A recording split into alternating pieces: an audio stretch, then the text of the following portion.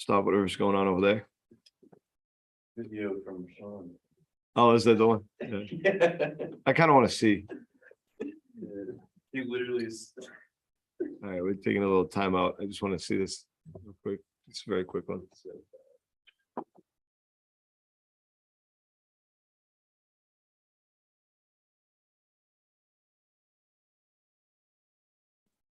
All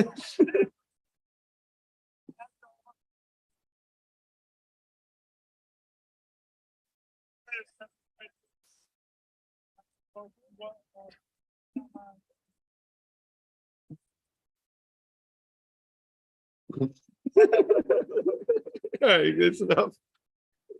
Oh man, what a nut job. Okay. So that was going to start. What time did he send it?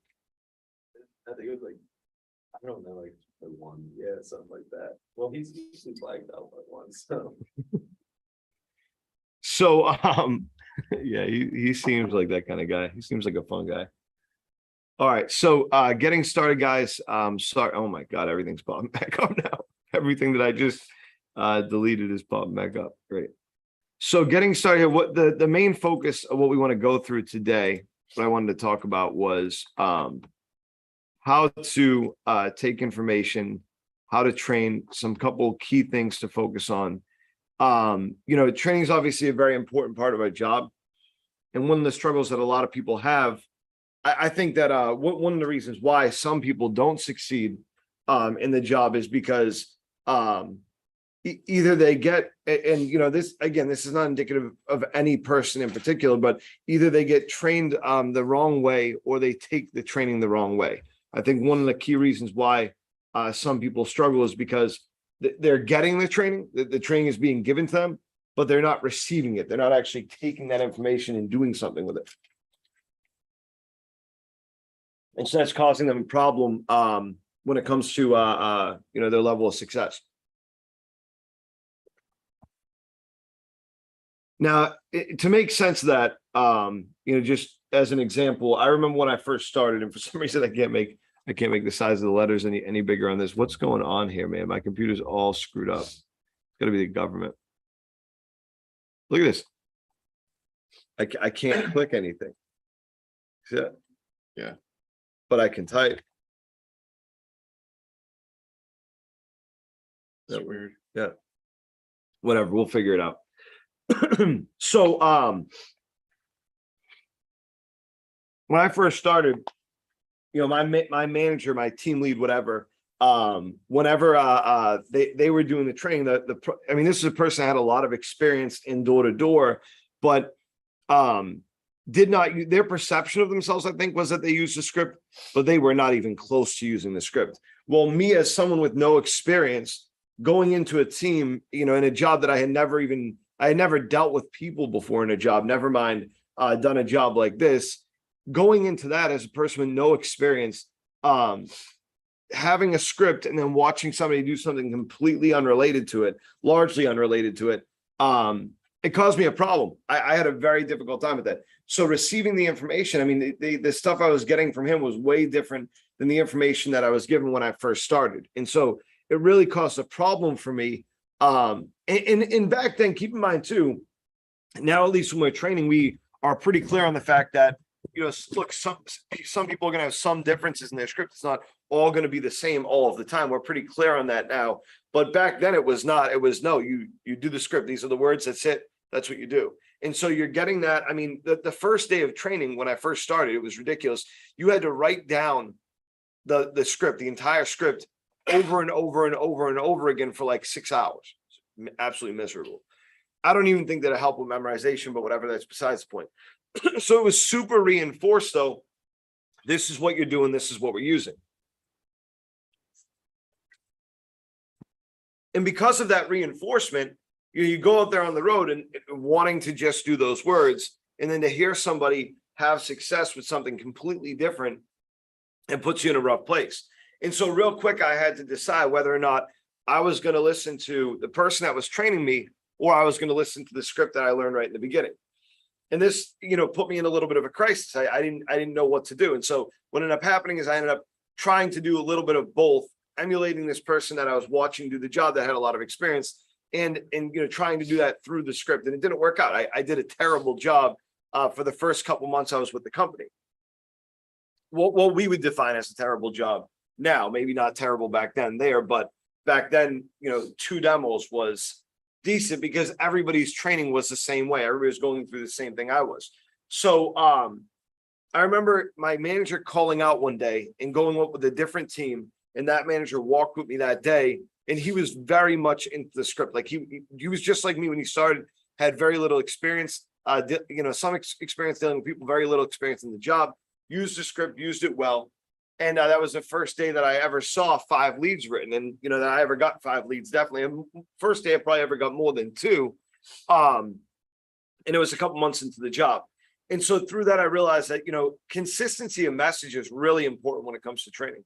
And so when we're training somebody from a management perspective, the first thing that I need to be concerned about, it might sound weird or whatever, nothing else matters though, unless I do this, there has to be a consistency of message. You can't, when you guys grab that? I'm just gonna write that down real quick. This is Tony and Canvas.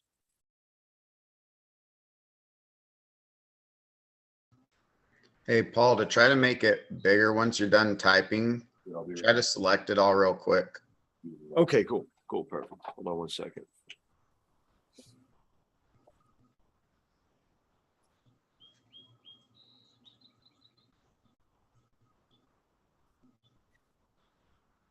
Okay, I see. Cool.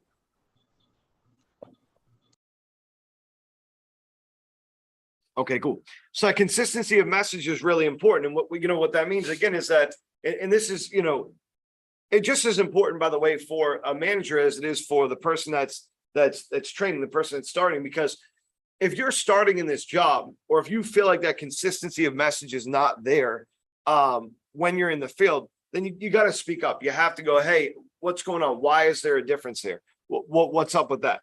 You have to speak up, because if you don't, then people aren't going to know how you feel and whatnot. And the manager that you're working with is not going to know how to, they're not even going to know that they have a problem. And my guess would be right now, I look at it and I look at, where we're at and whatnot. And I think that for a lot of people, this is sort of what's happening is they're getting one message in the office, then they're going in the field and they're getting, mostly script, but not all script. They're getting some other stuff and whatnot too, which is fine within reason, That's the biggest thing.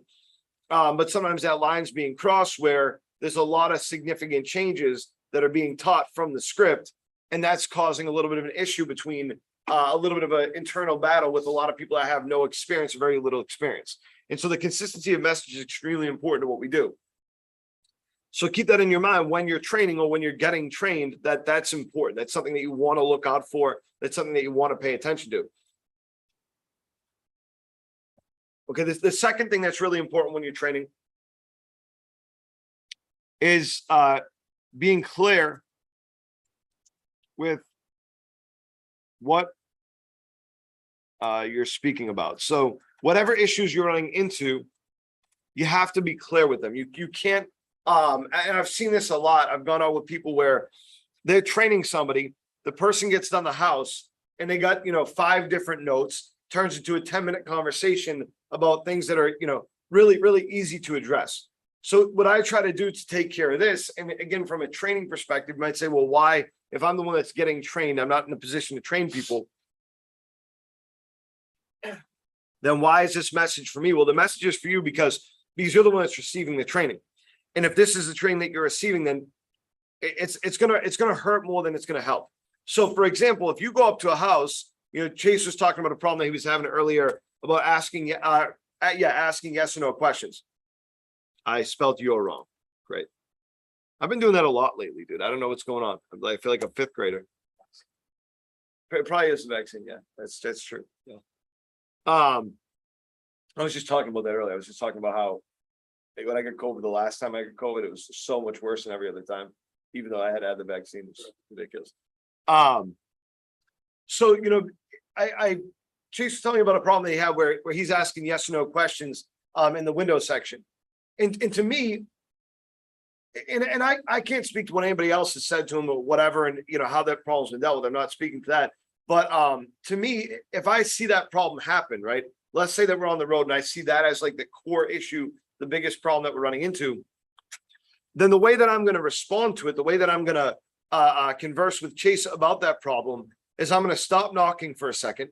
And once I see that it's a continuous issue, I'll bring it up the first couple of times. Very simple, hey, listen, you asked a couple of yes or no questions there. Want to eliminate that, whatever. If I see that it's a continuous issue, then we'll stop knocking for a second. I'm going to say, okay, let's drill this out a little bit.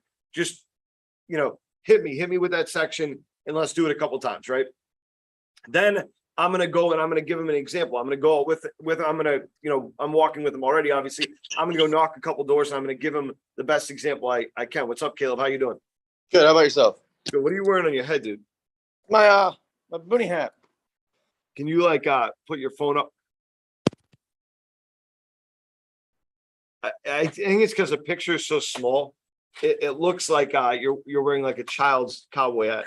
Well, it's not. See what I'm saying though? My Andrew's going over. Because it's Crocky, we're looking for alligators. Looks like Woody from Toy Story. That's good. I like it. So, Thank you. So if you can be clear about what you're talking about and how you're addressing issues is very important. Now, how we do this, and again, the reason why I'm bringing this up is because if I'm the person getting trained, then I want that. Yeah, Caleb, I got your text by the way too. That's fine. That's fine. Whatever you can do is great. So when you're getting trained, if this is happening, if this is confusing for you, the way to address it is just to. Again, there's a respectful way to do things and a disrespectful way to do things. If I'm on the road with, and I bring myself back to when I was getting trained, but the guy's name is Dustin Johnson. And I remember going up to a house and the customer was so overtly negative, like, nope, slam, shut the door. And I walked away from the house and my manager started telling me about what I did wrong there, right? Just like, well, you could have done this and you could have done that and you could have done this or you could have done that, whatever. And I'm sitting there thinking, I have no idea what the fuck you're talking about. Oh, this is on YouTube. Sorry. I guess I should, what it is. It is what it is at this point. I have no idea what you're talking about. Man, that's rough. That's rough. I have no idea what you're talking about. I don't know why you're barraging me. This a person shut the door in my face. There's nothing I could do here, And I remember saying that to him and getting real pissed at him for the way that he was communicating the problems with me. And so there's a couple things there. Number one, the message was not clear at all. The guy gave me like 18 different rebuttals that I could have said that would have done nothing. Number one. Number two, I felt like we were at different houses. The way that he was describing what I could do with that customer, how I could have turned that customer around. I'm sitting there going, what did this guy just watch? The guy just slammed the door in my face. He said, I didn't even get to say 3 words. And it pissed me off. I got pissed off and I communicated that to him in that way. So there's a couple of things here. Number one, again, being clear with the person that you're training is very important. Number two, what I always do, and I guess, Scott, you probably heard this a lot when I was out there with you, is I always make sure that I say, when we run into a house that I don't think could have been booked. And Caleb, you heard this a couple of times too, when I was working with you, is I say,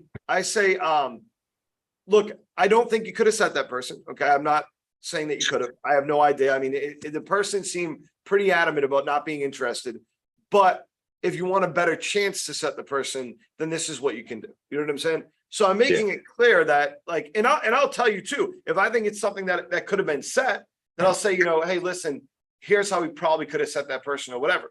So that you as a person that's training somebody, you're making it clear to them like, hey, I think that you could have. Let's get a weird call from an 877 number.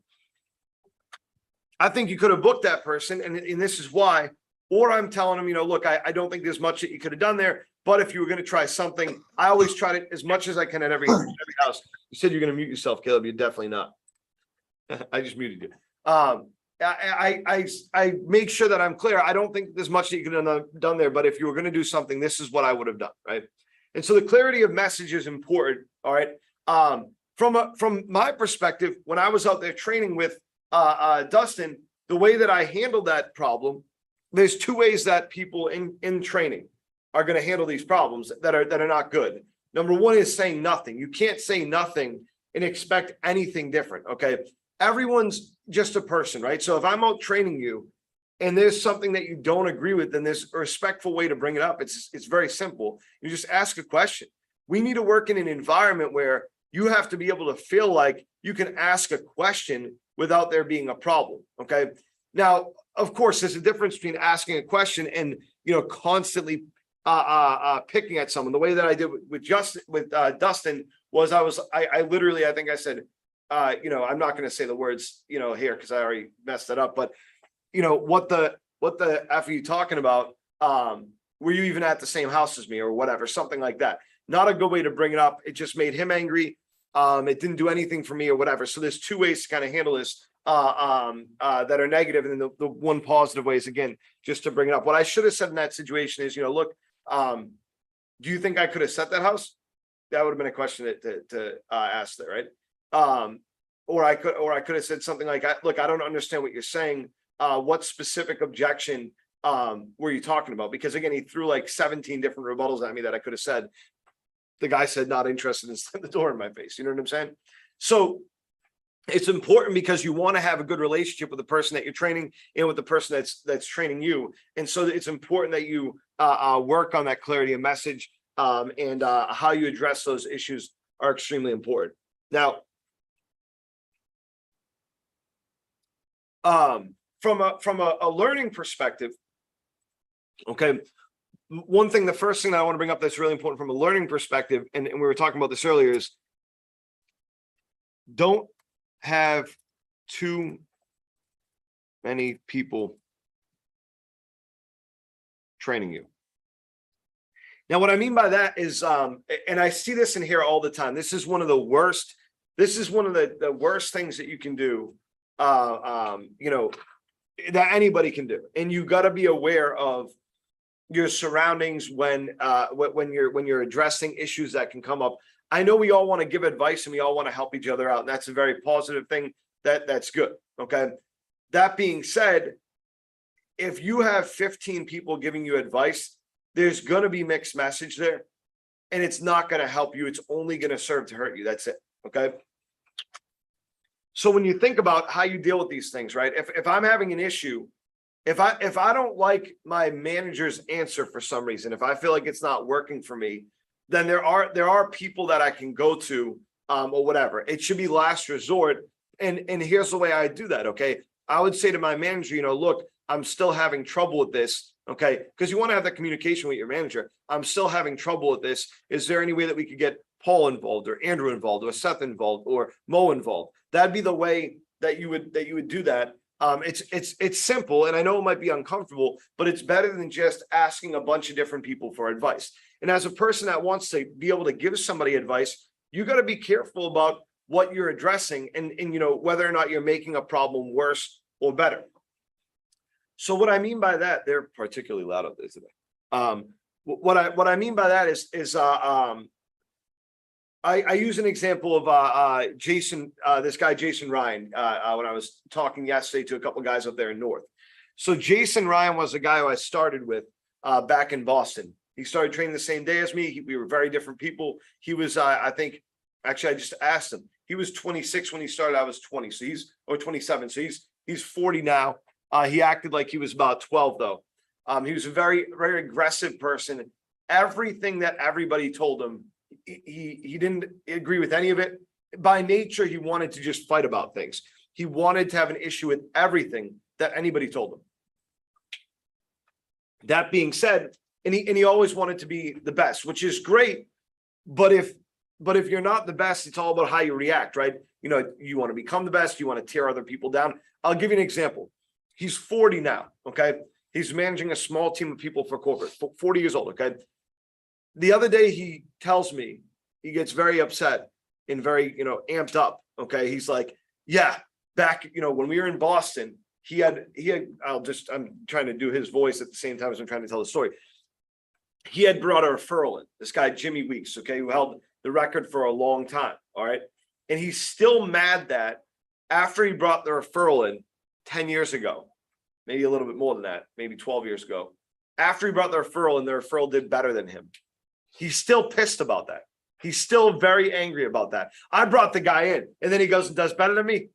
Crazy, crazy. He's still angry about that. Okay. 40 years old, 3 kids, still angry about that. Talk about holding a grudge, man. I've never seen anything like that before in my life. It's a rough life. Hopefully he doesn't see this. So it's true though. It's true. If you do, Jason, just calm down, dude. Calm down. So he gets angry about everything. He starts to alienate all these different teams, right? First, he's on, I don't know, a person's team.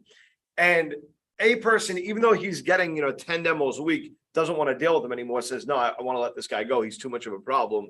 The company goes, well, he's doing a good job. Let's switch his team. So they switch his team to another team. That manager can't handle it. Like day 3, that manager's like, look, I can't do this anymore. We're good. I'm not doing this. And then he goes to another team. Now he's on this guy, Jay Berman's team, this older guy. And he's on the team with his buddy there, his friend, right? So his friend has a better day than him. Now keep in mind, this guy at the time is now probably 28 years old. Okay. His buddy's like 40 years old, in his 40s. So probably 45 years old. And he has a better day. But the way that he got his last lead was he was done his side of the neighborhood. He crossed over and did a house technically in Jason. It's not really in Jason's neighborhood. The way we used to do neighborhoods was you would connect at some point. And so it's not anybody's neighborhood. It was the last house, right? And so he goes and he books that appointment and Jason's pissed. And he starts freaking out about it. And he freaks out on his manager about it. And he freaks out on this guy. Now keep in mind, like, it's not that big of a deal, dude. Like Wayne probably would have just said, whatever, it can count for both of you guys, but I don't want to deal with this, right? But he freaks out about it, gets himself kicked off that team. So then Wayne comes to me and he goes, listen, we're going to let Jason go. There's no other teams for him to go on. He's been on 4 teams now. So there's one I'm missing in between. 4 teams now, and nobody wants to deal with him. Will you take him on or whatever? And I'm like, I don't know, man. I was the only one with the bigger team. Everybody else had used their own vehicle and had like 3 or 4 people on their team. I had 10 people on my team at the time. I was going to have to let somebody go to accommodate him. So I said, all right, I'll take him onto my team. Fine. So I go out there day 1 with him and we get in the van where I'm like, okay, Wayne tells me before I leave, he's like, you got to get this guy on script. He's way off script. You got to get him on script, right?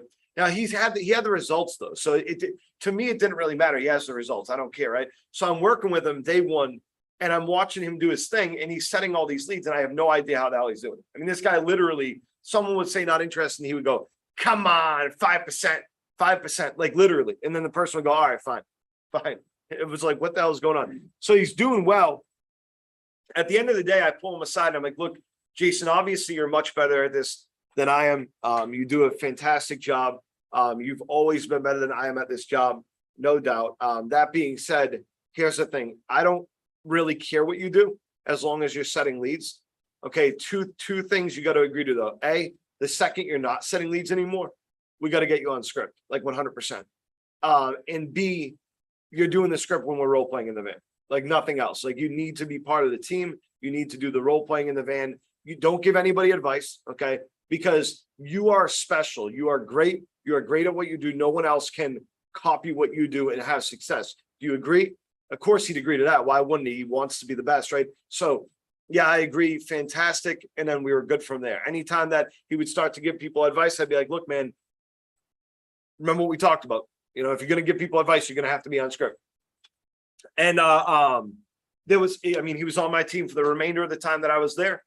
I went down to Philadelphia. He lasted a month, got kicked off that team, was fired from the company. So, I mean, it's not the way that you deal with problems is important. And the way that you deal with people is important. At the time, I wasn't thinking about at the time a management style. I wasn't thinking about I have to deal with this guy different than I deal with other people. I really wasn't thinking about it. I just did it. It just was the way that I dealt with the guy because I didn't want to create a bigger problem. I really didn't want to fight with the guy. And so I just kind of dealt with it the way I dealt with it. And that was that. I got so many funny stories about him, man. So many funny stories about the guy. Oh man, I'm not gonna. Yeah, I won't divulge, but a different time, just not on YouTube. But so many funny stories, dude. You've heard some of them. You heard about the Apple. You remember the Apple? I'm not putting this on YouTube. Sorry, guys. So, 1 second.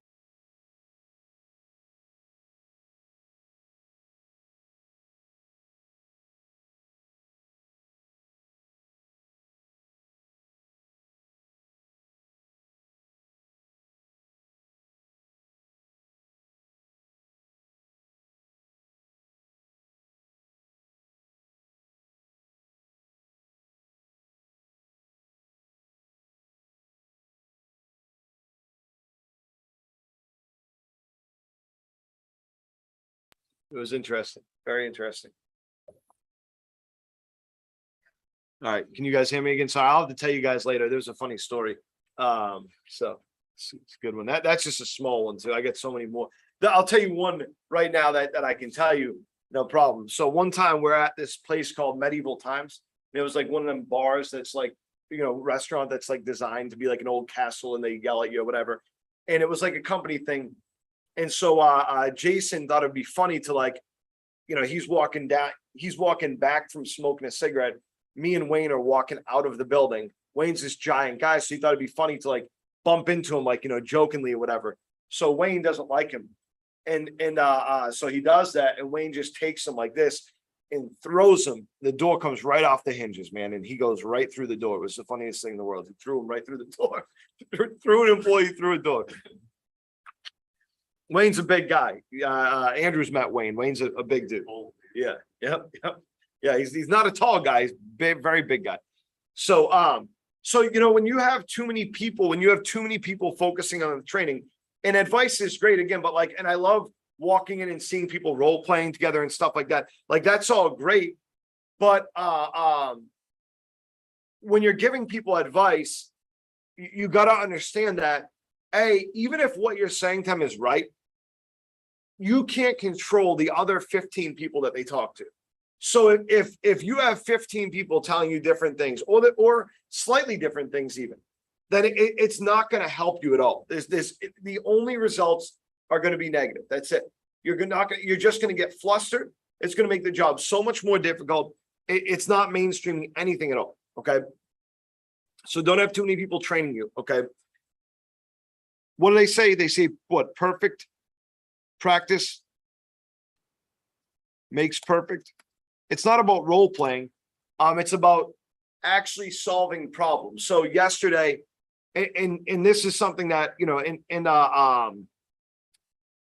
when I was up in North yesterday, we were about to go meet with a couple guys. And so Seth was like, okay, you guys get to role playing, but he basically asked each person what they feel like they're struggling with.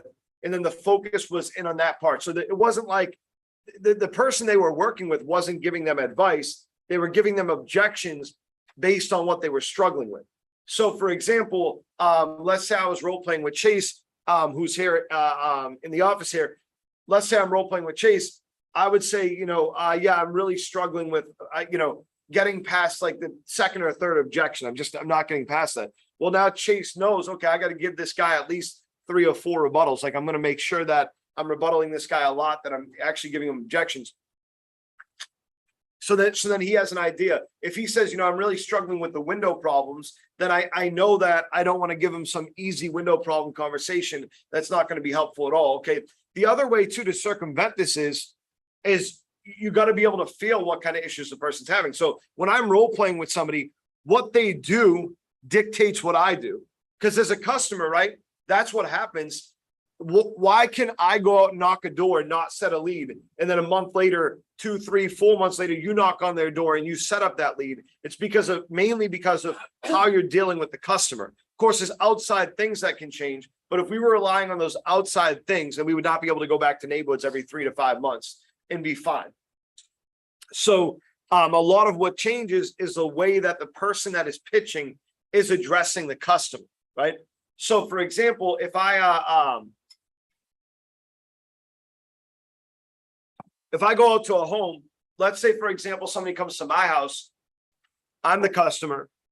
If they try to point out window problems, for example, to me, that don't exist, then I'm someone that's going to call that out. Definitely. Like if you came to my house and you're like, oh yeah, I see some condensation and fog in the glass, I'm going to say, oh, where do you see that? You know, my windows have plenty of problems, no doubt. Where do you see that? I don't see that. You know what I'm saying? Well, that's going to put you in a really shitty position when you're at my house. That's for sure, because I don't have condensation in my glass. A lot of problems, no condensation. Okay. So you got to understand from a customer perspective,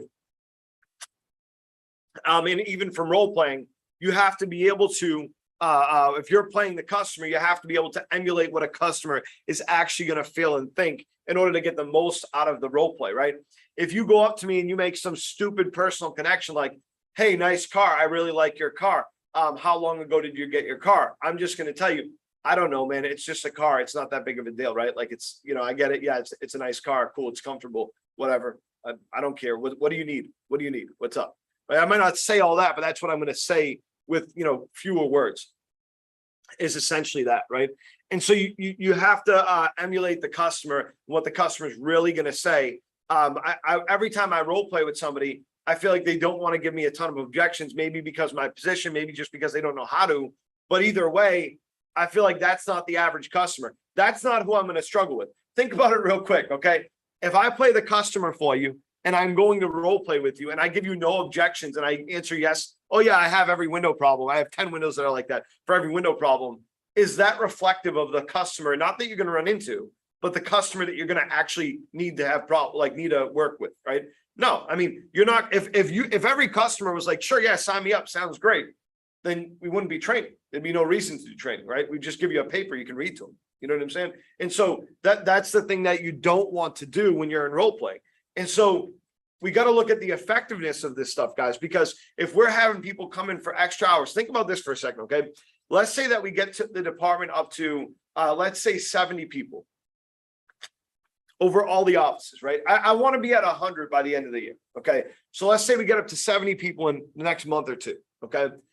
And everybody comes in for a 1 hour of role play, okay? That's how much money is that? That's well over $700. You're talking about $1,000 or so in cost for a 1 hour of role play. $1,000. Okay. Let's say that we did that on average every day that we were working in the month. Okay. You're talking about by the end of it, probably about 40 grand or so, $40,000, $30,000, somewhere around there on role playing. That's not effective. So, you know, you have to make it effective. You have to make it really effective. And the way to do that, again, is by making the pitch, you know, essentially perfect from a customer perspective, giving the person proper objections. And the management part of this, the part that you have to do as a manager is you have to, and this is really where we suffer, I think, a lot, is you have to be there. You have to be there. You have to supervise. And you have to know what you're looking for. Okay. So you have to do that. Okay. Oh yeah. And you have to record everything. Same thing here too. Record everything. Record all of your role plays. You have to do it. Okay. I mean, if you don't, then it's worth nothing. If you have that information, go be able to look back to, that's worth so much for you. Okay. And it makes so much sense. And we've used that so much when I've role played with you guys, we've used that quite a bit. Okay. Let's take a quick 2-minute break and then we'll jump right back into that. I just got to go piss real quick and then we'll jump right back in.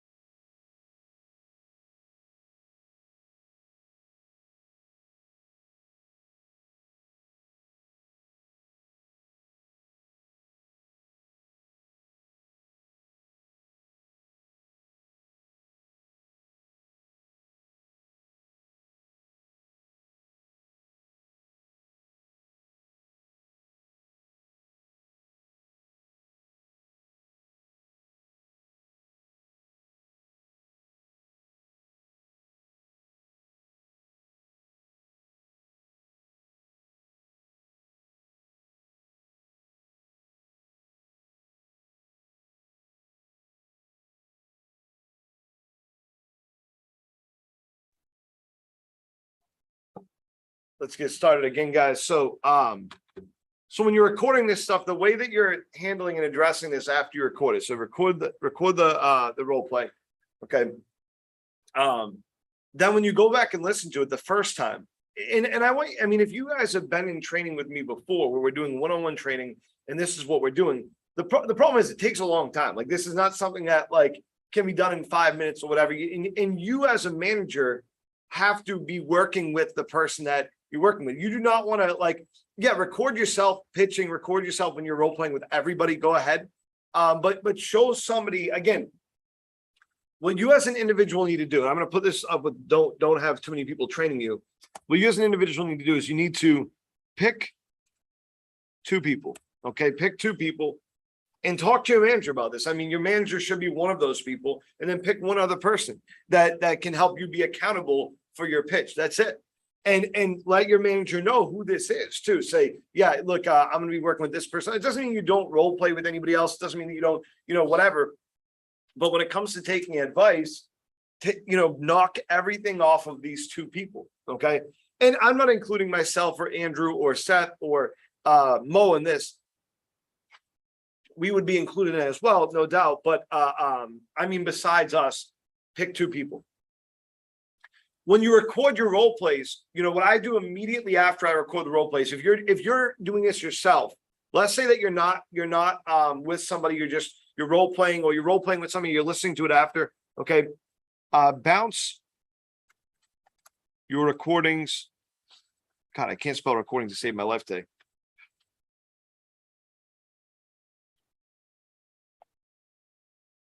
Bounce your recordings off the script. If you're not with anybody, or with one of your 2 people. Okay. Now, from a management perspective, when you are going through these recordings, listen, take notes, stop the recordings on the second listen to go over issues. So the first time you listen to it, just go through it, take down some notes, and that's it. Don't give a ton of advice or nothing like that. Don't stop it, whatever. And then on the second listen, go over the issues. This is so much more valuable than doing 46 pitches. Okay. This will take you 15 or 20 minutes to do. It's going to take you, 5 minutes to do the recording. And then it's going to take you another 10 minutes or 15 minutes or whatever to go through said recording, right? So you want to be very in tune with this. You want to be able to do this very well. Okay. Any questions on the recording aspect of this? Because I know that's something that a lot of people don't do. So is there any questions on that?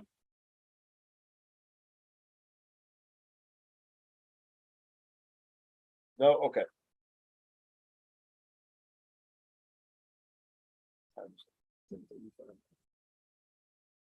All right. So when you're done with so when you're practicing, when you're doing training or whatever, from a management perspective, okay, let's say that I have everybody coming in early or whatever, and let's say that I have group role playings going on, right? You got 3-on-1s and stuff like that. Okay.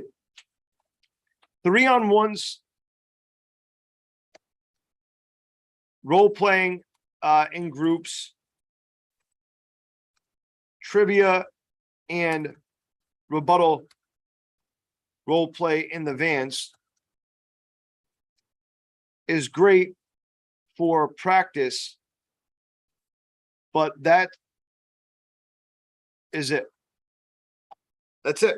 Okay. That's not training. That's not training. It's practice. And it's important that you understand the difference between training and practice. Training is addressing and fixing a problem, repeatedly going through and fixing a problem. Okay. This, by the way, from a management perspective, just so you guys understand, just so people that are not a manager here yet, or what, that might not be what you want to do. And then in that case, won't be. But one lazy thing that managers do is go deal with it yourself. Go ahead and practice whatever. It's not doing anything to fix your team's problems.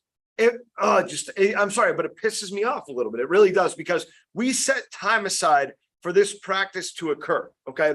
And if I say, oh yeah, everybody come in early, go to a room and practice yourselves. I just told a team of people that had a shitty day yesterday to go practice the stuff that made them shitty yesterday. It makes no sense. It makes no sense at all. It's not going to help at all. It's only going to serve to make the problems more prolific. And if I'm not addressing the issues, then how can I ever trust my team to go on and practice on their own? If my team's doing great, then it's a great idea to have people go practice and stuff like that. It's not a great idea. Think about it for a second, okay? Chase has done a great job of asking for information and wanting to learn more and stuff like that. If I say, hey, Chase, come in early to run a role play tomorrow, would that even make sense to you? No, you'd be like, what? Okay, I guess. I mean, what am I? It would make no sense. No, let's say that I say, Chase, let's work together for the next month. Let's go through everything. Let's make sure that you know everything. Then, and then I say, let's have you run a role play, whatever. Then perfect, excellent. You have to, from a management perspective, you have to know the messaging and to an extent control it on your team. You have to. If I'm just like, hey, go do what you want to do, have fun, okay, then that's not going to do anything good for my team. Nothing good at all. Okay. All right. And the reason why I point this stuff out too, and the reason why this training is not just for managers, is because, you'll see I'm making two lists, and Chase, I'll make sure that you get this as well. I'm making two lists here. Okay. One list is for managers on the top here. Okay. One list is for people that are just starting, or people that have been there for a while, even canvassers that have been there for a while, that might need help. So it's a certain accountability here. Okay.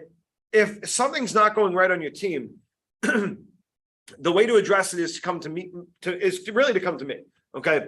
If something, it doesn't matter where you're at, west, north, wherever. If you feel like this is not the stuff that's going on, then address it with your manager, and then come to me. This is stuff that is in best practices. This is stuff that's extremely important. You can't get better if you don't have this stuff.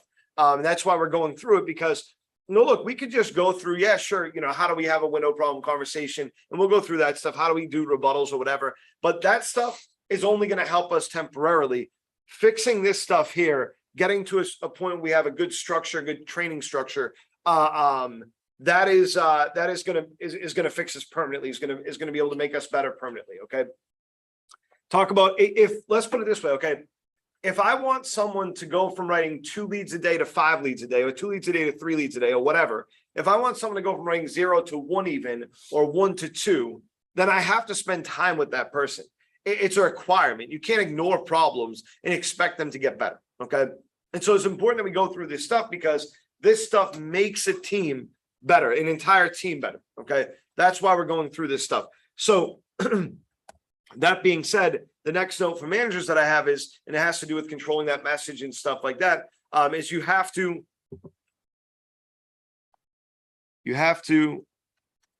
intentionally grow your team's numbers. It has to be intentional. You have to know what you're going for. And same thing, similar note down here for canvassers is you have to intentionally get better.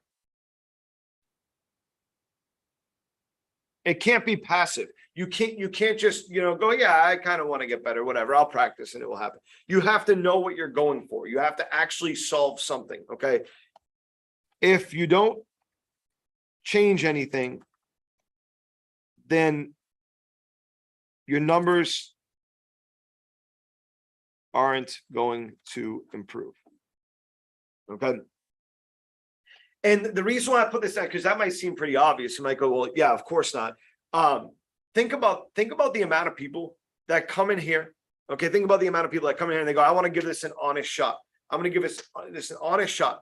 And they go out there, they do the training or whatever, and they're having a tough time. And they go, I'm going to come in for training. I'm going to give this the honest shot. I'm really going to do it. I'm going to make sure that I'm doing everything right. And they come in for role play and they study their script and they do all their stuff or whatever. But they make 0 changes out on the road. They do nothing. And then, 2 weeks later, after getting, 1 or 2 demos over the course of a week or whatever, they're faking motivation. Now they're, no, they're like, I'm going to go out there and get it. Today is going to be the day. Okay, and then they go out there again, nothing. Okay, and then they end up quitting without ever actually without ever actually trying to get better, without ever actually trying to improve and trying to make changes in their script and system. Okay, you have to try. You have to be intentional about the changes that you want to make. That's what's going to make you better. Okay, does that make sense to everybody? Any questions on that? Okay. Last note on that stuff, and this goes for both managers and for canvassers is, and this is extremely important. Have a jump off point and make it now. What I mean by that is having a jump off point is you can't continue to go, it's fine. Things will work out. Things will get better. I'll be better. Monday will be a new day, whatever. You can't, I'm going to start doing my, callbacks on Tuesday, whatever. No, make the jump off point now, meaning you have to go out there and have this intentional change right now. Jump off whatever BS is going on in your head. I'll get better tomorrow, whatever. You're going out there and doing a job and making less money than other people in the job. And that's the beauty of it, right? When people start and when people are in the interview all the time in training, one of the biggest things people tell me is, I want to be in a job where what I do directly reflects my income. That's all the time people say that. Okay. I don't want to be in a job where it's just a set hourly pay. I want to be in a job where what I do reflects, thank you. How much? Under $10, they only had these flavors. So I got it. Cool, thank you. They did not have red or blue. Of course not. I probably will it all. Thank you. Welcome. Very much appreciate it.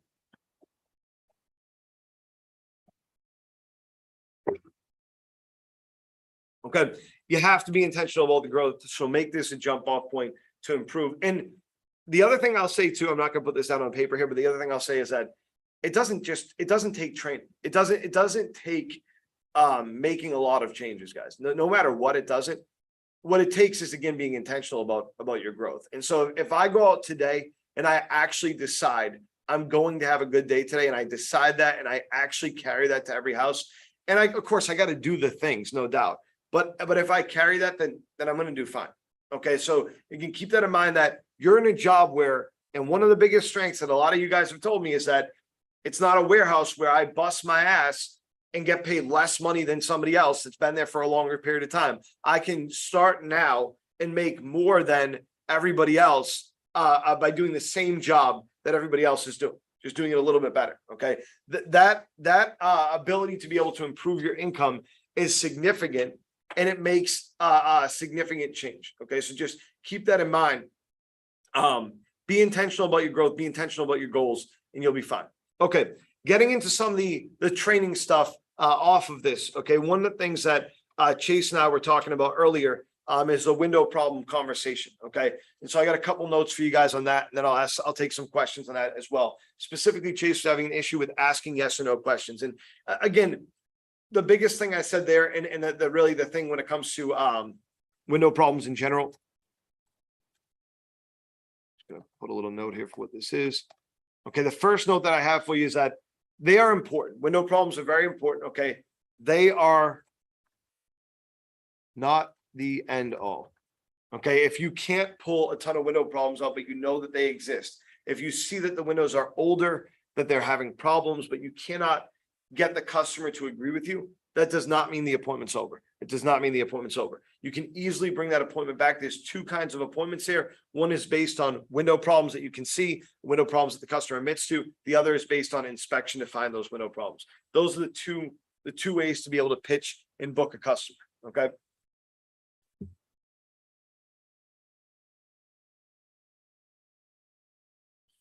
Okay, so that they are not the end all is the first thing. Okay, the second thing is when it comes to yes or no questions. Okay, again, intentionally. That's definitely not how you spell intentionally. I missed a part. Intentionally. That looks about right. Scott, am I right there?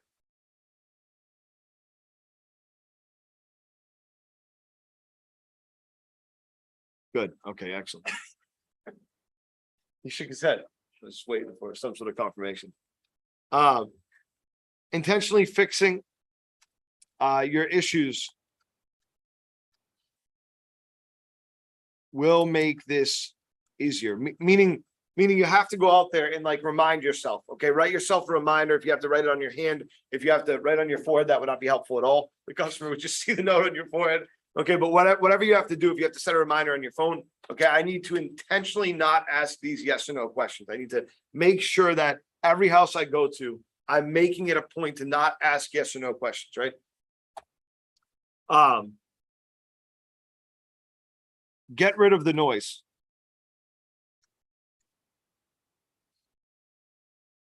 It is much better to show the customer two actual problems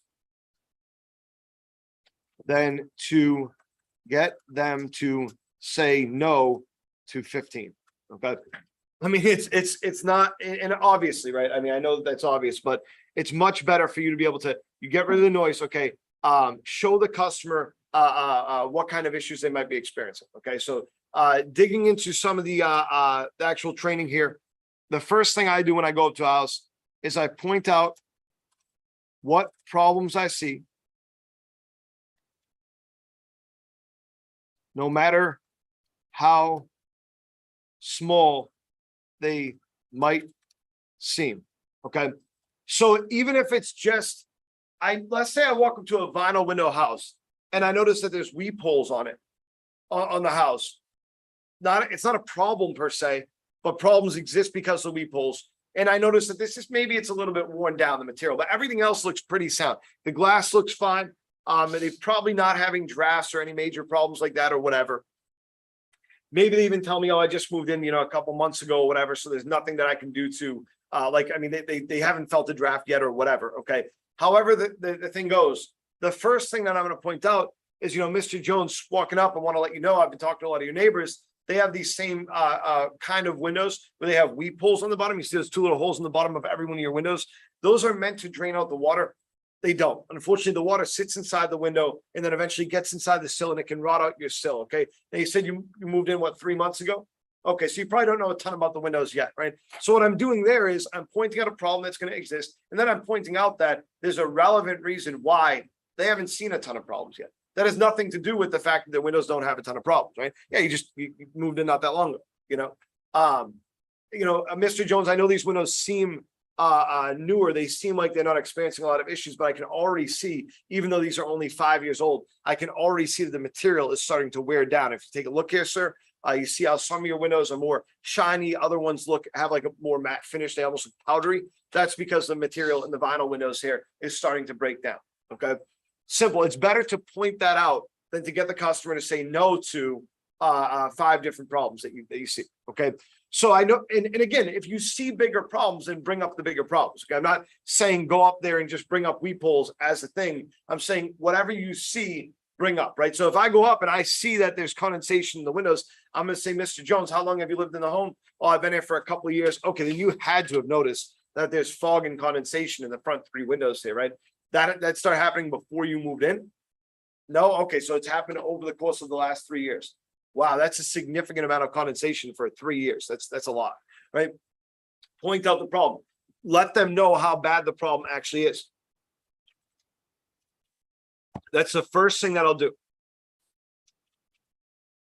And I'm going to do that with multiple problems. I'm not going to, and there's 2 ways to kind of do this, okay? You can point out an issue and then layer on other problems. Okay. So, well, if you're experiencing that, you must be experiencing draft or the warping history. The windows must be hard to open and close. I'm going to give the customer a little bit more credit than that. And I'm going to say that they'll remember 3 seconds ago when I told them that there was warping, right? So I'm not going to go warping hard to open and close. I'm going to go from the problems that I see to second. And both these ways are right, by the way, too, but this is just maybe an easier way to not get yourself in yes or no questions because you're controlling the conversation a little bit more. So second, I'm going to go to issues the neighbors had. Okay. And this is when I'm asking a little bit more questions. Okay. Mr. Jones, obviously we talked about the warping that exists here, right? Like I said to you, your neighbors have had a lot of issues with warping as well. Now, most of those neighbors have had windows that are pretty hard to open and close because of that. Would you say you have more of a problem with them in the front of the home or the back of the home, right? That's when I'm gonna layer in stuff like that, okay? After I've already got the evidence that tells me that those problems exist, okay?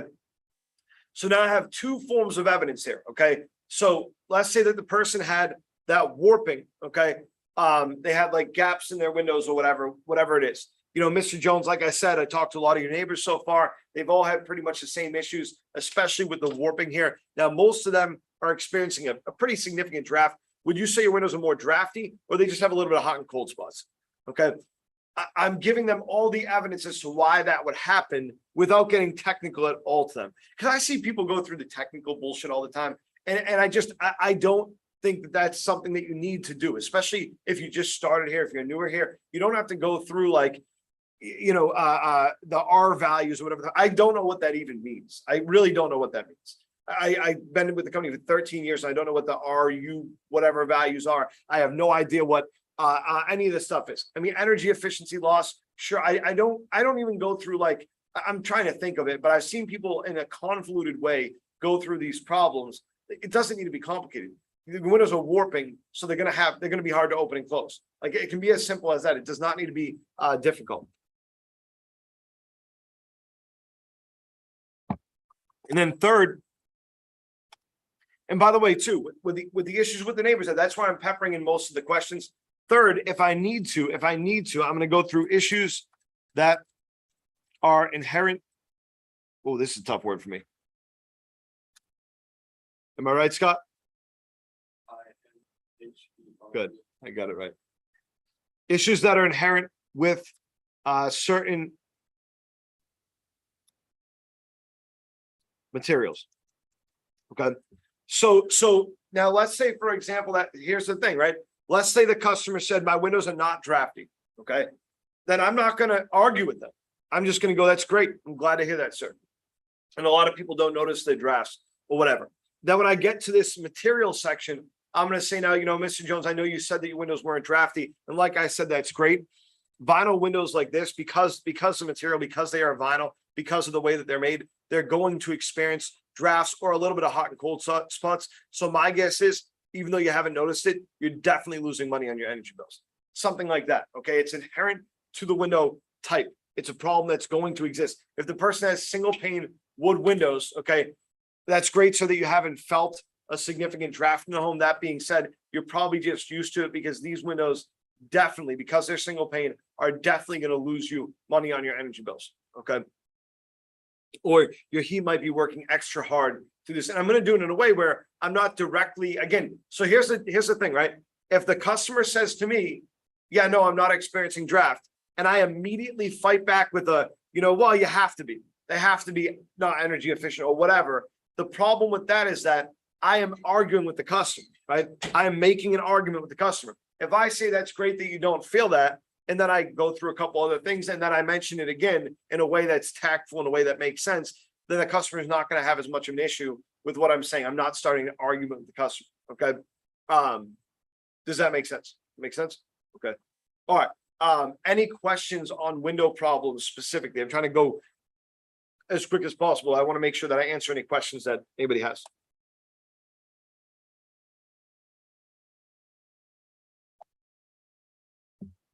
No? Okay.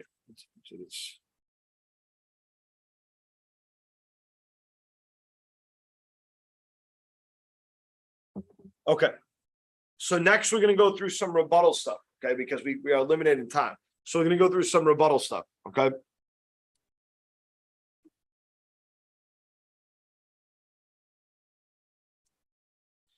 So when I was in Minnesota, and I try as hard as I can to not make a Minnesota accent whenever I say the word Minnesota.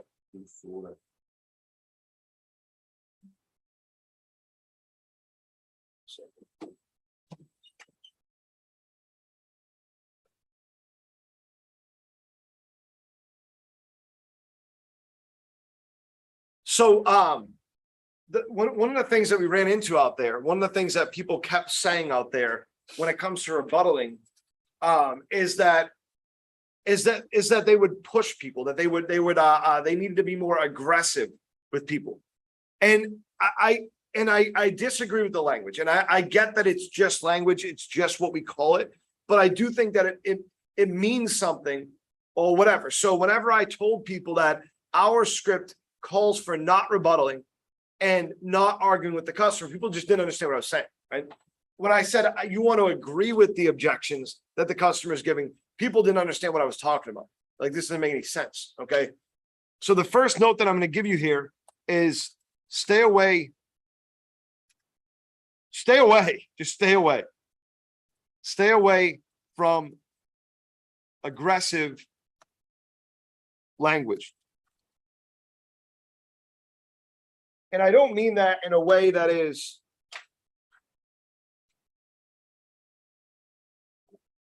I think I forgot to pay my car payment. That's why the car company's calling me. I always forget to pay my car payment all the time. Like every month, I forget to pay my car payment. I don't trust them, dude. They're like a fringe bank. You know, for my auto pay for my phone bill, they Yeah. charge me an extra $10 Exactly. just to have it on auto pay. Ridiculous. Exactly. I don't trust those people.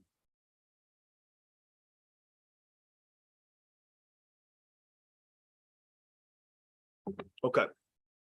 So stay away from aggressive language like pushing.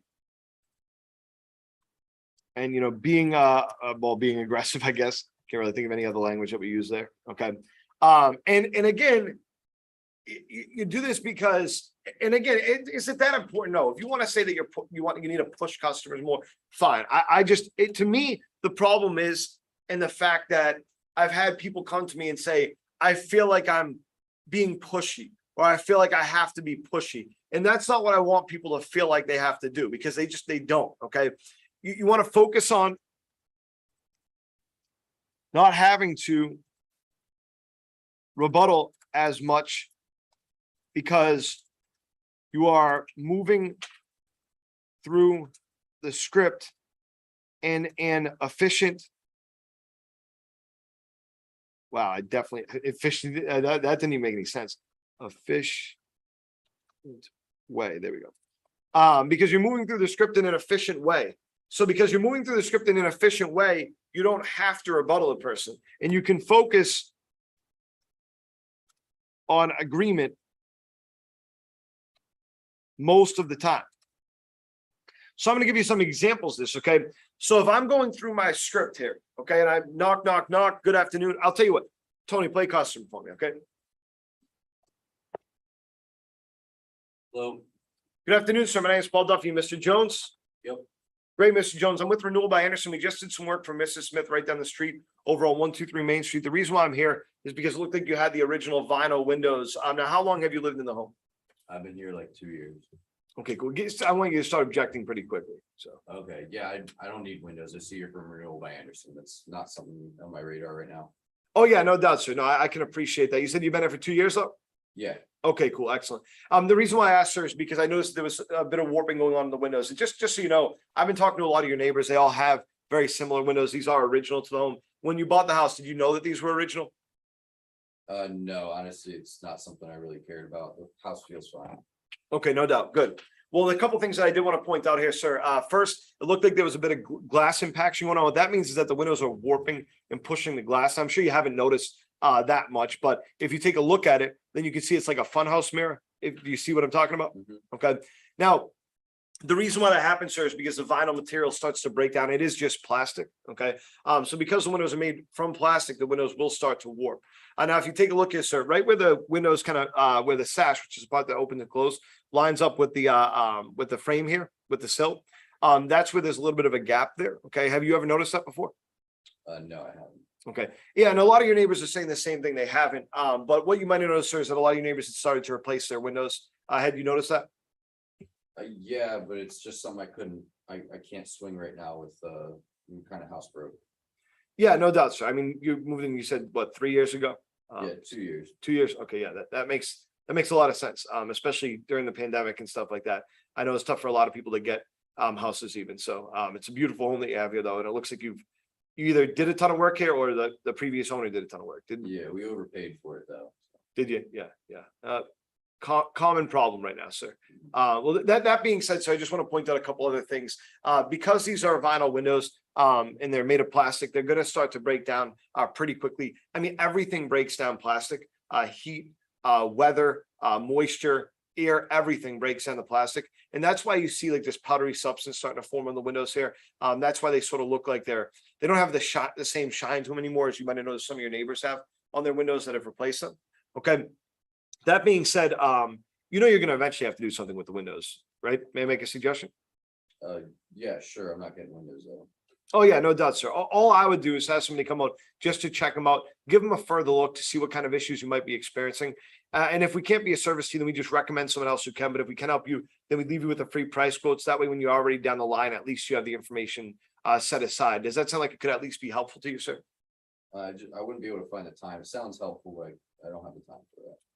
Oh, yeah, no doubt, sir. I wouldn't do it right now. What I'd do is I'd send somebody out just to go over your options.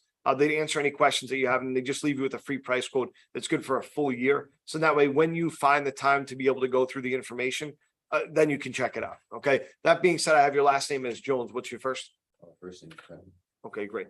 So, and again, there, I try to expedite through the window problems, but as you can see, we're just moving through the script efficiently. Whenever Tony objects to me, I'm basically just agreeing with him or going, yeah, that's real tough, man. And then I keep going. And is it going to work out with every customer? I mean, most customers, yeah, most customers to an extent it will. You'll have those customers that will realize what's up and that you're making your way through a script, and then they're going to give you the same result they would get. You're going to eventually have to get into rebuttals.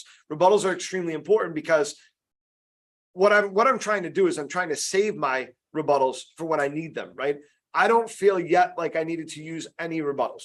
Now, let's say, for example, there were more specialized objections. Let's say, for example, that Tony said, there's other stuff, I overpaid for the house and there's other stuff that I have to do in the house, like the roof first. Then that's what I'm looking for an opportunity to agree. Okay. Let's say that in a time where I asked for something like, may I make a suggestion? Let's say Tony said to me, no, not right now, because I overpaid for the house and now I'm house broke. Like he had mentioned he was house broke, but in the window problem, so I just didn't address it. I'm like, I addressed it, but I addressed it like, yeah, a lot of people are right now. That's real tough. I didn't address it as an objection, which is what you want to do, by the way. Way too many people, and I'm going to write a note on this. Way too many people address normal conversation as objections. That's not what you want to do. You don't want to address normal conversation as if it's an objection. Okay, so if I'm going through the scripting and whatnot, if I'm going through like let's say the window problems, and someone's like, yeah, I don't think I'd ever be able to afford new windows. I mean, I hear they're expensive. Then I don't want to really address that. I'm going to go, okay, yeah, who'd you hear that from, right? I mean, I might ask that question, but I'm not going to rebuttal that. Okay, I'm not gonna go, well, the price of the window depends on the make, model, the color that you choose, the sizes, number of windows. I'm not gonna rebuttal that. Okay. Someone says I'm house broke in the middle of my pitch, and I'm just gonna go, that's really unfortunate, man. Unfortunately, a lot of people feel that way right now. That's tough. And then I'm just gonna keep going. I'm not gonna address it as though it's a concern to the windows because it's really unrelated. Now, if I say, man, make a suggestion, and Tony says something to me like, yeah, no, you can't make a suggestion because I'm house broke right now. Then I might say something like this. Yes, sir. Unfortunately, a lot of people are, and that's a really difficult problem to have right now. That being said, that's why this is even more important. All I would do is have somebody come out just to show you how much money you could save on your energy bills month to month. They see what kind of problems you're experiencing. And if we can't be a service to you, then we just recommend someone else who can. But if we can help you, then we leave you with a free price quote. So that way, when you're ready, at least you have the information set aside. Does that sound like it'd be helpful to you? Okay. I might even say, does it sound like a free window assessment would be helpful for you? Something like that. It's not like I'm getting away from the quote. I'm still going to say, we're going to go over your options, answer your questions, leave you with a quote that's good for 1 full year. But I might add that in there. You know what I'm saying? To be able to, because what I'm doing when I add that in there is I'm pushing the objections in a certain way, right? So does it sound like it'd be helpful at least to have, the window assessment done? And then he might say something like, instead of saying just no, he might say something like, yeah, it would be helpful, but I mean, honestly, I don't have the time right now. It's going to change the objection from a no, not interested, to something else, because you said that you can't afford it. I just told you why this is important to that. It's going to change the objection, right? And so this is where listening to the customer becomes really important. And that's my next note, is listen to what the customer is saying. And this is the fun part, or it's supposed to be.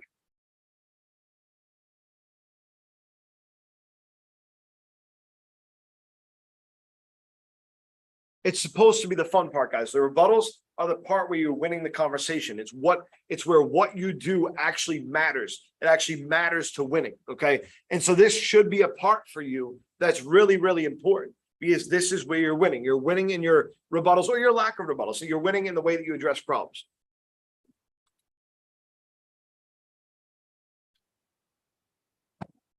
Okay. Any questions on rebuttals?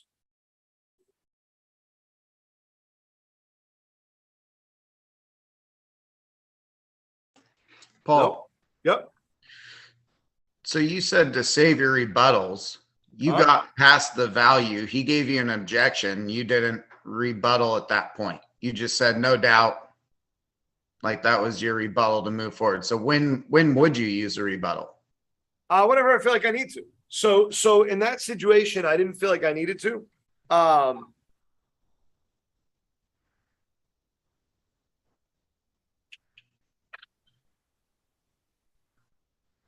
One second.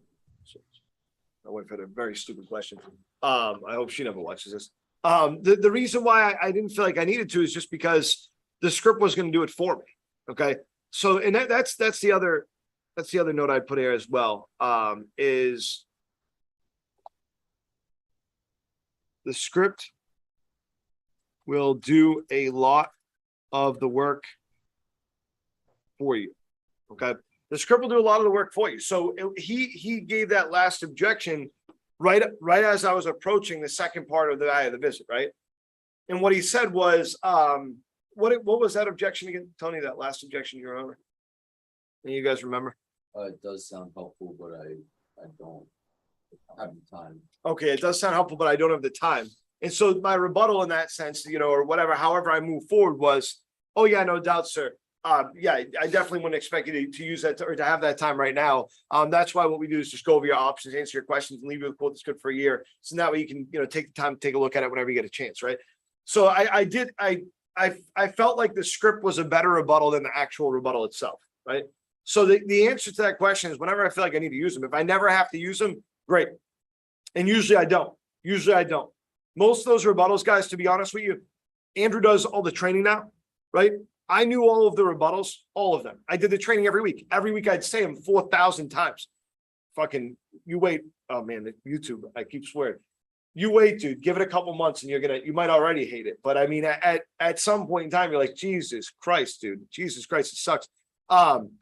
Because you're repeating it over and over again. I don't remember most of the rebuttals now, past like the second not interested, the second no money. Because when do I do them? When I'm canvassing, I never use them. I might use not interested number 2. I might use can't afford it number 2. But now when I first started, used them all the time. Up until we recreated the department back in 2016, or we made the department back in 2016, January 1st, 2016. When I was out of work while I was consulting for a couple months from October to then is when I really changed my mind on how the script should develop. And then we went from there. Okay. And I look at it now in a way different way than I looked at it before. You know what I'm saying? Which before it was like all about rebuttal as many times as you can, push as much as you can, whatever. And now it's not. And so I don't use the rebuttals unless I have to. But I stay at every house. Your goal should be to get through the value of the visit with 85% or more of people. Get through the value of the visit with 85% or more people. Okay. Scott, does that answer your question?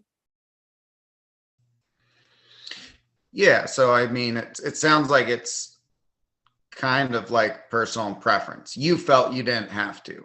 I mean, once he rebutted a second time, first he stated he was housebroke. The second thing says he stated, yes, you can't, or like, I think it was, yeah. Because you said, may I make a suggestion? He said, yeah, but I'm not buying windows. Yeah. So I feel like that's 2 times he's already hinted that like money's an issue. Yep. So I feel like eventually, once you get through the goal, that rebuttal of money is going to come back up. In Potentially. my preference If, of, I mean, I keep in mind what I'm saying though. If I'm forcing rebuttals, the problem is that the rebuttals don't solve the customer's problems. All they do is get you back to the script. The script is always going to be what answers the customer concerns. So if I just use a rebuttal because I feel like it's an objection that I need to answer with a rebuttal or something like that, it's not going to change the person's mind. What will change his objection when it comes to the money thing is me saying, look, it's a goal of it is just to go over your options, answer any questions you have, and we leave you with a free price quote that's good for 1 full year. So that we have some time to think about it or whatever I use there. So it might come up again. Obviously, we're role playing, so it's tough to predict what would happen at a house. But if it did, then maybe I use a rebuttal.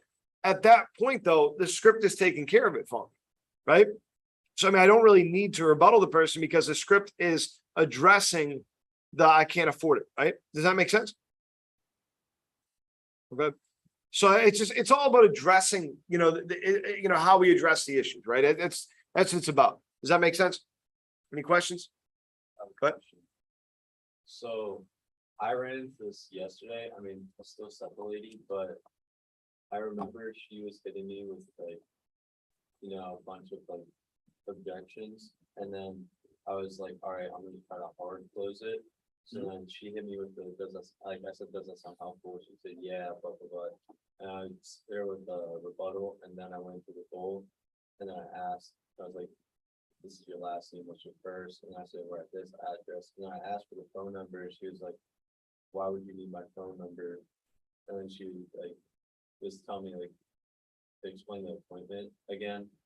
But I feel like, what do I do in that situation if like someone just is not interested because I try hard to close it? Like, how would I approach that? yeah, I already mean, said everything. yeah, I mean, and that's, I can't, it's tough for me to answer that question using that example, but I can answer that example. If that exact thing happened to me where the lady just doesn't fully understand what's going on, what that indicates to me is that she didn't listen to everything. Well, one of two things: either I didn't say the right thing, or assume that you did and you went through everything, which I assume you did. Then she was not paying attention to what I was saying, right? Because she was probably in her mind just going, I'm not interested, I'm not interested, I'm not interested, right? So the way I'd answer that is I would, before I even ask for the phone number again. So like she says, why do you need my phone number or whatever? Then the first thing I'm saying is, well, just to remind you, man, what I'm going to do is have somebody come out, go over your windows, go over any options, give you a completely free price quote that's good for an entire year. So what was your number again? So that I'm hard closing again, but now she's locked in. I'm going to go over that appointment in the easiest way possible. Okay. And I'm only going to pull out the most appealing parts. We're going to go over your options, answer any questions you have. It's a completely free price quote, good for 1 full year.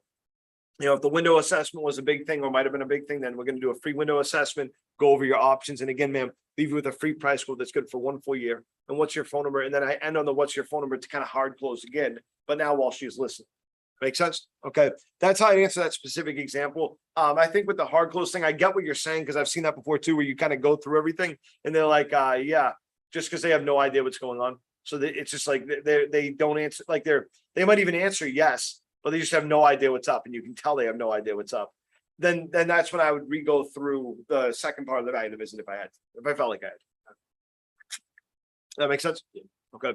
Kind of the highlight reel version. You know what I'm saying? So, what are the questions we have? Okay. So it's 11:15. We're making good time. Those were the two big pieces that I wanted to cover. So just to go through a couple other sort of notes here. Before I take any, just general questions and whatnot, what I want to remind you guys of is that training, just gonna put this down here, training is relatively the same no matter what you do. So who's heard of curling, like Olympic curling? Heard of it? It's like the thing where it's like shuffleboard, but on a floor. Oh yeah. Okay. So when I was in Minnesota, the first night I was there, this company called Lead Surge, which is a lead producing company. This woman named Kathy. I've known her for years. Super nice lady, kind of a wild lady, pretty cool. She's from Boston. She created this company that goes out and does like digital marketing for companies. So let's say you have a company, then you go to Lead Surge. They go and they identify your target market. They make sure that you get all your direct mail out. They do all this different stuff, digital, non-digital, all this stuff. They basically handle all of it. Okay. She's a genius. She's made this multi-million dollar company. And so she wanted to get everybody dinner. And so we went to this really, really nice restaurant in Minnesota. Forget the name of it. It was an Italian dude. I loved it. Italian restaurant. I had gnocchi. Yeah. It was good. It was the only thing on the menu that there was a couple other things that I guess were good in retrospect, but I should have got, but it was really good. Oh, yeah. Yeah, I'm a big fan of it. Mhm. What kind of sauce? It was a marinara sauce, but it was not like a normal marinara sauce. It was good. It was good. Yeah, it was. Baco. There's one in Center City, Harrisburg. There's one off Carlisle Pike here. Yeah. They have the best, they have a gnocchi carbonara that is I'll check some that of out. the best carbonara I've had in my life. Some of the best gnocchi I've had in my life. Really? I come from family who learned how to make pasta in Italy. Yeah, So, I'll have to check that out. Yeah, it was good. It was real good. So we're there and we go out. This guy, we go out front or whatever, and this guy, Chris Wong, he's the marketing director for all of corporate. He's a great guy, awesome guy. He started in canvassing with the company, not as a canvasser, but he was with, I don't know, he has a long career. You've met Chris Wong, right? Yeah. Fantastic individual. Well, Chris Wong points out that there's a curling club right next to the restaurant. Okay. And it's where all the Olympic teams from Minnesota, there's a couple actually Olympic groups from Minnesota where they all go to do curling. And so what they do is they go in and train, and there's a bar in there and a restaurant, and then there's all these training facilities for curling, right? Bowling training exists. There's training for everything. Any sport that you play, anything that you do. If I want to learn how to play the clarinet, then I'm going to do training to play the clarinet. And training might be different physically. Obviously, if I'm doing the clarinet versus playing football, there's going to be a very big difference in the training, right? But the structure of the training is going to be somewhat the same. But I'm going to have repetition. I'm going to have to practice. I'm going to have to be sincere in my effort to learn, right? When I was younger, I tried to learn the bass guitar. I don't know, try is the right word. And I went to lessons though. And I would go to these lessons and I felt cool. I was playing, the Offspring and Kiss and all this stuff. It was great time. But I would go home and I would never practice. I would never do anything to get better. And so I'd go the next week and I'd be exactly as good as I was the week before that, which is not at all, right? And so it took me like a year to learn like 5 songs, right? And it never ended up working out. I did not take it sincerely. Okay. And so training is the same, relatively the same, no matter what you're doing. It might show up in different ways or whatever, but the systems that you use, the way you go through things, it's relatively the same. Okay. So whenever I'm doing training, I have to, number one, be sincere in my belief that I can do it. And I need to be sincere in my effort to do it, whatever it is. Okay. I have to have a system of training that works, and I have to do it. So boxing was kind of like my sport for a while. I love boxing. I love it. I love training. I love all of it. But right before I came down to Pennsylvania, I guess really, I broke up with my girlfriend. Broke up with me actually. We had got into a big fight. She found some stuff on Valentine's Day that wasn't that your girlfriend would fight on Valentine's Day or whatever. It sounds messed up. It wasn't that messed up or whatever. On any day, yeah. But Valentine's Day just must have cut a little bit deeper. And I started drinking, and I started going out and partying or whatever. And I remember specifically, I had training this next day, and there was going to be there was a fight that was happening. That was Jose Rivera. He's a 3-time world champion boxer, and he was making his comeback. And he was going to be at the gym, and the media was going to be at the gym and all this stuff, whatever, in the morning, not related to me at all, but related to him. And so I'm like, oh, this will be cool, right? So I drink a ton the night before and I go in and I'm hurting. It's like 5:30 the next morning and I'm like sweating already. I don't even think it was hot out. It's just really, really rough morning. Okay. And the way that training, kind of happened, by the way, too, just to give you an example, was you start with jump rope and you jump rope for, I think 9 minutes, 3 rounds of 3. So 3 minutes and 30-second break, 3 minutes and 30-second break, 3 minutes and 30-second break. And then you could go on to the next thing. And then you did drills, right? So we would do like there was a rope in the ring or whatever that you'd have to duck under. There was a bunch of different drills that we do, mitts, heavy bag, and everything was done in rounds of 3 minutes, right? 3 minutes, 3 minutes, 3 minutes, and speed bag, all this stuff. Then, we get to exercises or whatever. And typically that would consist of like a jog. But one of the worst things that I hated that we had to do every time was we had to run these stairs. And it was a 10-story or 8-story building. Okay. With stairs that went like this, boom, boom, boom. It was a big warehouse. And so they would go like sideways. So there was a lot of groups of stairs, let's say. And so we'd start in the basement of the building. Okay. And we run up 1, down 1, up 2, down 2, up 3, down 3, up 4, down 4, up 5, down 5, up 6. You get the point, right? By the time you got to 6, there was a huge window that was reflecting the sun directly down on you. And so it didn't matter what the temperature was outside. You were feeling every bit of that sun all of the time. And so you get up to the top and you're like, you wanted to be at the bottom of the stairs. Okay. Like you did not want to be at the top. You get up to the top and then you had to go down 1, up 1, down 2, up 2, down 3, up 3, down 4, up 4, down 5, up 5. And you do that. Boom, boom, boom, boom, boom. And then, but you were desperate to get to the basement. And so finally, when you get down to like the lower levels, it starts to feel a little bit better. At least you get done this. It was the worst thing in the world. And then you go to sparring. Sparring was the last thing. So I had successfully gotten through all these different things, right? The media's there. They get done their thing. Jose Rivera's training, as is a guy named Edwin Rodriguez, who was a really good boxer, fought Andre Ward, lost, and then his career kind of fell off after that. But he was a great boxer. And so my trainer, Freddie Potenti's his name, he goes, he knew I was hungover. He was a big drinker. He was a lot of pain. The guy's in a lot of pain, so you take a lot of pills. So we get to sparring, and he's like, hey, you thought you drink last night, right? Like you're doing this half-ass, whatever. And I'm like, yeah, man, I'm sorry, whatever. And he calls over these 2 guys, Jose Rivera and Edwin Rodriguez. And he goes, you're going to spar with them today. Not at the same time, obviously, one after the other, right?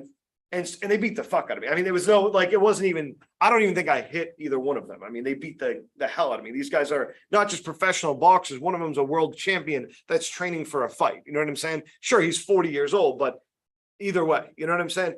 And the other guy is in his prime, and he's, at the time, like 11th ranked in his weight class, all over the world, right? So he's great. So they beat the hell out of me. It was the worst experience of my life, but it tested my sincerity. I could have walked up that building at any time, right? I was sincere at being better. I wanted to be good at that. And so I didn't walk out the building. I took the pain. I dealt with it. It was what it was.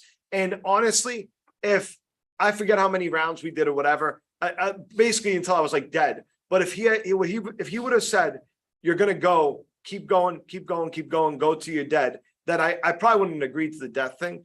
But if I didn't know it was coming, then I would have kept doing it for sure. You know what I'm saying? And so that's the thing, is that the sincerity of effort is important. The system of training that works, you have to do it. You have to get out and do it. Okay. Practice the right way. Train the right way. Okay. You have to actually do things the right way. Practice and training is different, by the way, too. Practice, right? If I'm a baseball player and I go to practice, then I'm practicing real life drills. I'm not actually like training. Like training to me would be like if you're going to the batting cage, right? You're training a specific thing. You're training a specific muscle. Okay. So that's the way I look at practice, which is like role playing, stuff like that, versus training, which is, stuff like this, which is drilling out a specific problem, working with somebody to do that. Okay. You have to do it the right way though. All right. And do it often, because if you put in the work now, you won't have to later on. Okay. So I moved out of Pennsylvania. I instantly stopped boxing 100%. I'm in the best shape of my life. very best shape of my life. I just ran a half marathon, felt great. And then I moved to Westchester, which I don't know if everybody's familiar with Westchester or not. I'm sure, Tony, you are. A little bit, not, You're familiar with the goings on, at least, I'm sure. yeah, I would rather if I didn't. No, Yeah. I love that place, dude. I Have you ever absolutely, been to Jake's? yeah, of course I have. I've been to every bar in Westchester, dude. Every Really? bar. Dude, I lived there for a year and I was out every Oh, I night. didn't know that. Yeah, yeah, yeah. Oh, yeah, dude. I was 22. It was perfect. Perfect age. Yep. I would start my night typically at Ramshead because you could smoke in the basement. Or I would eat at Ryan's Pub, then go to Ramshead, then go over to Kildare's or something like that at the end of the night, wherever I ended up. Most of the time I couldn't remember where I ended up. So I've, seen the little tables at the never mind. I'm not gonna say that. I'm not gonna say that. That would be yeah. No, I'm not gonna say that on YouTube. But yeah, I had a good time. I had a good time. Yeah, it was a great time. But I just started gaining weight because I'm eating and I'm drinking and I'm, all these extracurriculars. I'm not doing anything, not training. So I find what's that Israeli martial art there? Krav Maga. I find a Krav Maga gym there because that's in Westchester or whatever. Mr. Stews, or Dr. Stews, something like that. I don't know. He was a blues player, this bald guy, short built guy. Look up Mr. Stew, STU. See if it's a guy. Jazz music he used to play too. So if you look him up, then you'll find it. So he had this gym, but I liked it because you didn't need to do the Krav Maga stuff. You would get a pass and you'd be able to go in 24 hours a day. So I just wait till nobody was there and I'd go there, but I had no accountability. No one was there to tell me what to do. No one was there to implement a system. So it did nothing. And I only went when I wasn't drinking, which was not very often. And so finally I found a guy named Alden Washington down in King of Prussia who trained out of his house. And he had converted most of his house to have rings in it and everything like that inside of the house.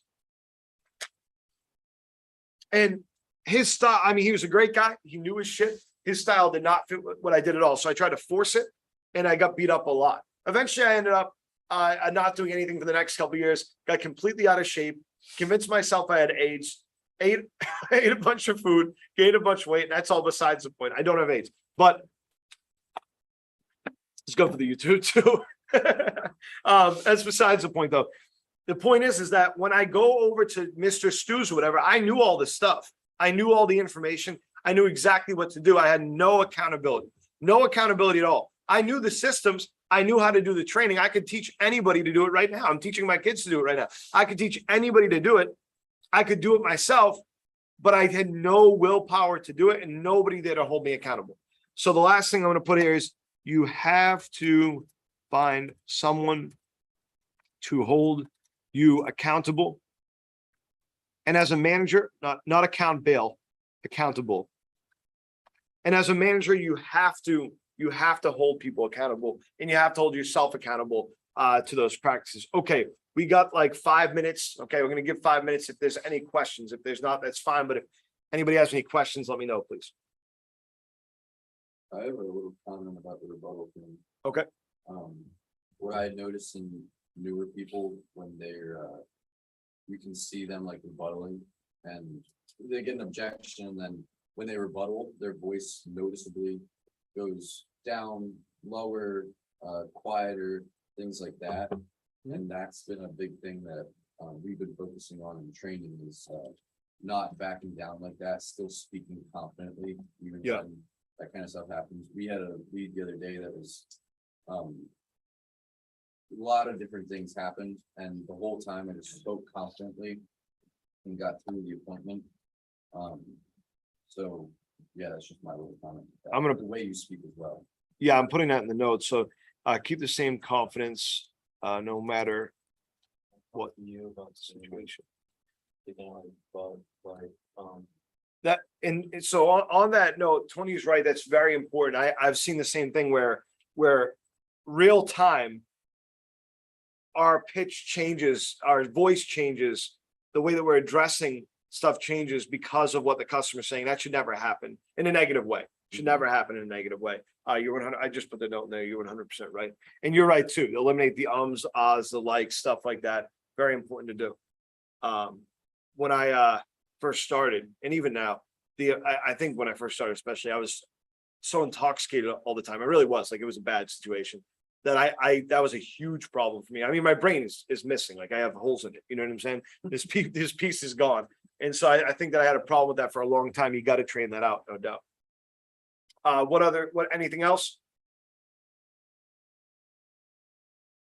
Nobody online here? Nobody has any questions or anything? All right, you guys are good to go. Just say- Oh, go ahead. I would just say to continue to look at the script.